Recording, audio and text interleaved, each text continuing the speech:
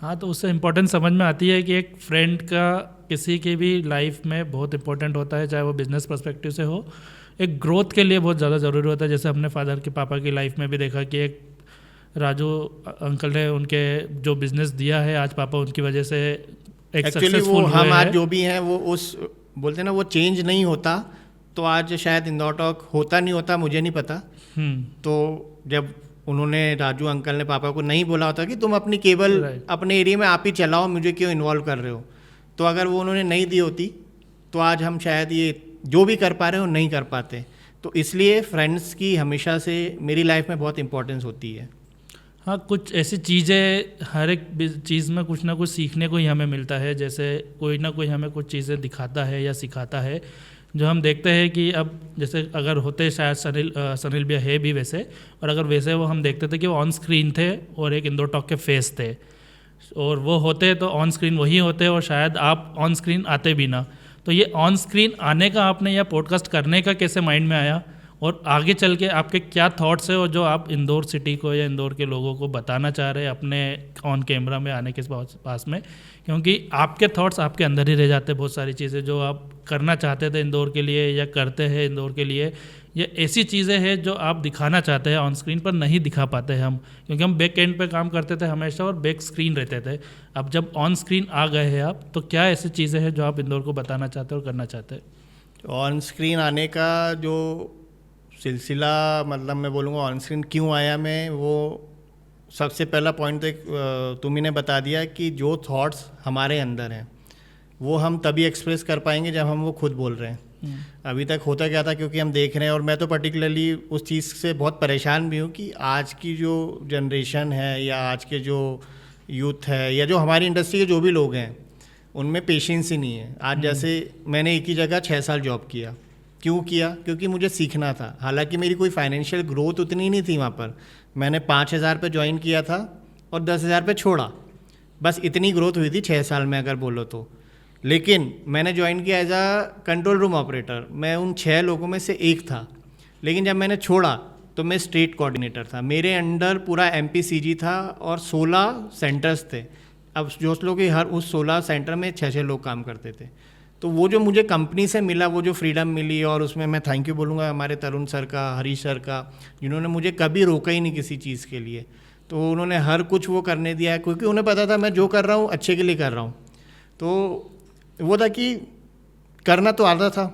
अब हुआ क्या, जर्नी देख ही रहे हो आप, जब से सनील गया है तो उसके बाद फिर एक एक करके वो सारे लोग भी हमें छोड़ते गए, जो जिनके साथ हमने इस चीज़ को शुरू किया था। अब शुरू किया तो भाई अब इंदौर टॉक को उस लेवल पे मैं देखता हूँ कि यार ये नेक्स्ट है। और इंदौर टॉक से मेरा मतलब एक चैनल नहीं है, मुझे इंदौर टॉक को इंदौर का सबसे बड़ा डिजिटल मीडिया हाउस बनाना है। इसलिए अब हम इसको as a Indore talk media network बोलते हैं। और लास्ट जब हमारे 5 साल कंप्लीट हुए थे तो तुमने भी देखे हैं कि हमने 5 नए वर्टिकल शुरू कर दिए हैं, जिसमें हमारा इवेंट वर्टिकल है, एकेडमी है, प्रोडक्शन है, रियलिटी है, PR डिजिटल है। तो ये जो वर्टिकल है ये सब मिल के इस पूरे हाउस को कंप्लीट कर रहे हैं। और ये वर्टिकल सिर्फ नाम के लिए मैंने शुरू नहीं किए, इसमें बहुत कुछ हम करने भी लगे हैं। लेकिन ठीक है, शुरुआत छोटे से ही होगी, क्योंकि हमारे पास वो बैकएंड पे उतना सपोर्ट नहीं है, उतनी रिसोर्सेज नहीं है। 4 बॉयज़ हैं तो पैसे तो है नहीं ज़्यादा हमारे पास खर्च करने के लिए, हमारे पास नहीं है। लेकिन फैमिली के पास है, लेकिन फैमिली हमारी मेंटालिटी नहीं समझती है, क्योंकि फैमिली हमारी बिजनेस ड्रिवन नहीं है, मतलब उन्हें बिजनेस नहीं समझ में आता। ट्रेडिशनल मतलब बिजनेसमैन है ही नहीं ना हम लोग, वो सेल्फ एम्प्लॉयड है।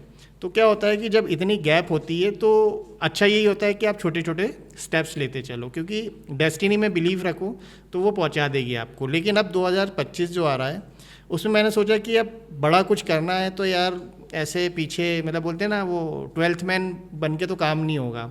अब उसके लिए लीड करना पड़ेगा और मैदान में आना ही पड़ेगा। अब वो मैदान में आने का जो सिलसिला शुरू हुआ जब 2022 में मैंने एक सर्जरी से निकला। और वो सर्जरी मतलब बड़ी बोलेंगे कॉन्फिडेंस भी बढ़ाया उसने, लेकिन पेन भी था, हेयर ट्रांसप्लांट। तो ये सोचने का मौका मुझे उस 16 घंटे में मिला। मतलब वो टोटल जो सर्जरी थी वो करीब करीब 2 सेटिंग में पूरी हुई है, एक 16 घंटे और एक 14 घंटे। तो जब 16 घंटे मेरे पास कुछ था ही नहीं करने को, मैं लेटा था, बस सोच रहा था कि क्या करें अभी, इस चैनल को कैसे कोई चलाएगा। तो वहीं से वो थॉट डेवलप हुआ कि यार अब तुम्हें ही चलाना पड़ेगा, क्योंकि बोलते हैं ना कि जो हमारे अंदर है वो हम ही को एक्सप्रेस करना आता है, जो हमारे आइडियाज़ हैं उनका एग्जीक्यूशन भी हमारे ही पास है, और जो हम इंदौर के लिए सोचते हैं और फील रखते हैं वो कोई दूसरा रखते हैं, लेकिन वो नहीं उतना इंटेंसली नहीं कर पाएंगे, और कई बार तो फीलिंग होती भी नहीं है। आज लोगों के लिए फीलिंग नहीं है तो सिटी के लिए तो क्या ही होगी, लेकिन हमारे अंदर वो है। तो बस वो जो हेयर ट्रांसप्लांट के टाइम जो 16 घंटे सोचा, उसके बाद समझ में आया कि नहीं यार अब कुछ करना पड़ेगा। तो ठीक है, एक चीज़ से तो कॉन्फिडेंस गेन कर लिया कि भाई हेयर ट्रांसप्लांट करा लिया तो अब अपने एक लुक्स में कॉन्फिडेंस जो भी आना चाहिए आ गया। अब बात आती है सेकंड, वही बोलने की। ऑन स्क्रीन कभी नहीं आए, तो बोलना आता नहीं था, क्या इंट्रोवर्ट थे। तो पिछले 6 महीने या 8 महीने से मैंने क्या किया, मैं अपने आप से बातें करने लगा था कि भाई अपने को करना है, अब ये करना है। तो यहीं से जो दिमाग में जो मैंने पॉडकास्ट में जो 5 वर्ड्स बोले थे उसमें से एक वर्ड था मैनिफेस्टेशन, जो मुझे बहुत देर में समझ में आया, और वो मुझे भी नहीं पता क्यों समझ में आया, कहाँ से वो वर्ड मेरी लाइफ में आ गया, कहाँ से मैं ये सब चीज़ें करने लगा। और मैं देन अगेन थैंक यू फिर उसी को बोलूँगा कि मैं कुछ नहीं कर रहा हूँ, वो करवा रहा है सब मुझसे, क्योंकि मैं मानता हूँ कि वो है। तो इसलिए सबसे बड़ा जो ऑन स्क्रीन आने का मेरा जो सपोर्ट सिस्टम रहा वो वही रहा, सनील ही रहा, कि मैं हमेशा से मानता हूँ वो है। तो बस आ गए और अब पॉडकास्ट कर रहे हैं, इसके बाद और भी कई सारी सीरीज़ हैं।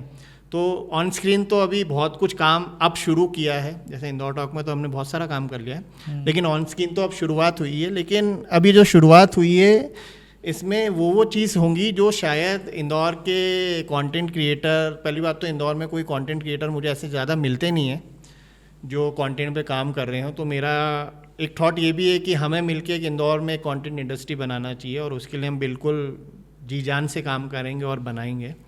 तो मोटिव यही था कि चलो अपन ही पहले एक एग्जाम्पल बनते हैं, बोलते हैं ना लीड बाय द एग्जाम्पल। तो मैंने बोला चलो आ ही जाते हैं ऑन स्क्रीन, ठीक है जो भी होगा देखा जाएगा।